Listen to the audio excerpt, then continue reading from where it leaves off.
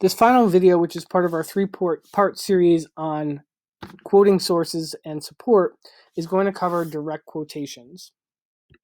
So what is a direct quotation, and why would we use a direct quotation instead of a paraphrase or a summary? A direct quotation is exactly what it sounds like. It is the author's exact words, and we want to use the author's exact words when the original wording is engaging to the reader, and we feel as writers that we cannot compete with that. That is, the writing is so unique and special that there is something about it we want to capture, and so we're going to use the exact original words of the author. Remember that it's important to use this sparingly. So even if we're enamored with what an author has said, we want to think twice about whether or not that direct quote is advancing the argument that we're making, or if we've just fallen in love with the language. Another reason we might want to use a direct quote is if the quote is particularly well known, meaning it's a famous quote, perhaps a quote from a historical figure or a politician. Related to that, we want to also use a direct quote when the exact words come from an authority figure, meaning someone who is well known or someone whose credibility on the topic you are writing about is going to lend some credibility or some authority to your own words. This is like ethos. So for instance, we're writing essays about progress and civil rights and things of that nature. So if you were writing a paragraph about civil rights activism and you wanted to use Martin Luther King's letter from a Birmingham jail, you would probably want to quote him directly because of his authority and credibility on the subject matter.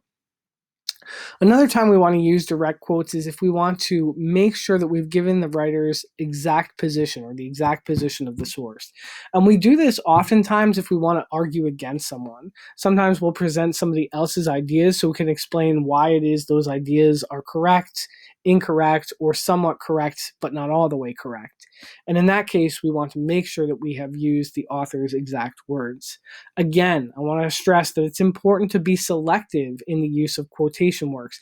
They should add impact to our work, not draw attention away from our own words. So let's take a look at some examples of direct quotations and how it is to format them in order to avoid plagiarism. So what you have on the screen is the direct original source from NOAA Marine Debris Program. We've read over this in the past two videos, so I'm not going to read it again. You can pause the video if you need to refresh yourself and read it. But if we move forward, we can see the direct quote that comes out of that original source. And it reads, the NOAA Marine Debris Program has noted that as our oceans become increasingly polluted, surveillance is, quote, necessary in order to compare marine debris, composition, abundance, distribution, movement, and impact data on national and global scales. Now notice that we didn't quote the whole thing. That would be unnecessary. It would be too much quoting. In that case, we would use a summary or a paraphrase. But what we have done is taken what the writer in this example considers the most important information out of that text and provided it back to us in a direct quote. Notice that the direct quote begins with a signal phrase. We're given the author's name. In this case, the source is the NOAA Marine Debris Program. And then we get one of those signal phrases like the author says, or the author argues, or so on. In this case, the Marine Debris Program has noted. Following that, we get a short summary that contextualizes the quote, and then we get the direct quote that follows.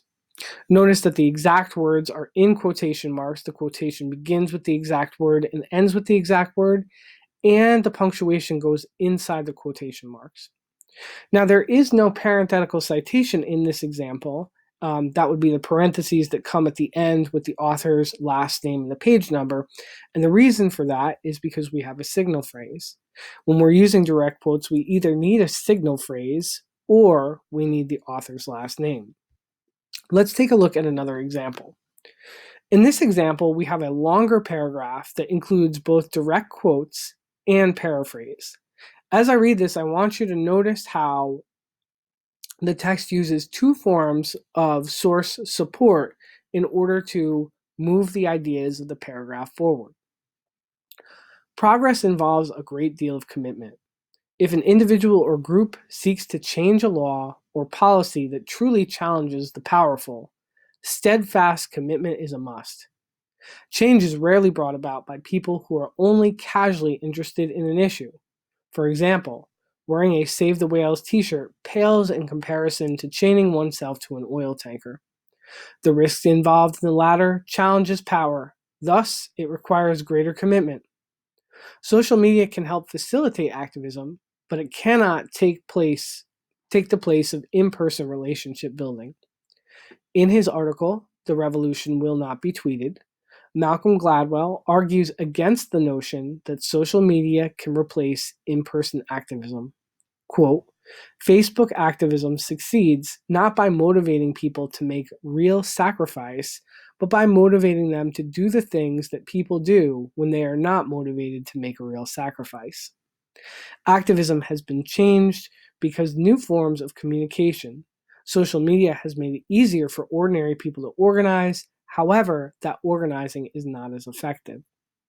So notice that the yellow highlighted sentence, we get our direct quote.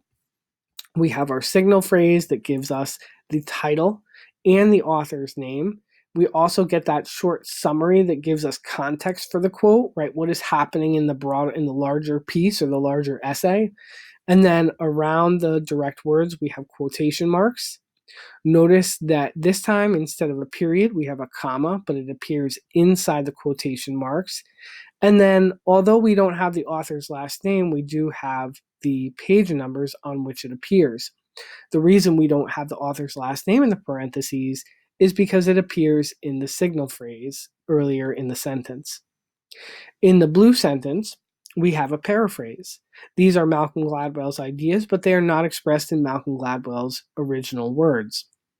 In this case, there is no signal phrase, so in the parenthetical citation, we've included both the author's last name and the page number, and in this case, the period would come outside the final parentheses. The takeaway here is that as you are writing your own essays and compositions, you want to use a mix of summary, paraphrase, and direct quotes to support your ideas. Look back at your Rules for Writers textbook if you'd like to take a look at these examples more closely.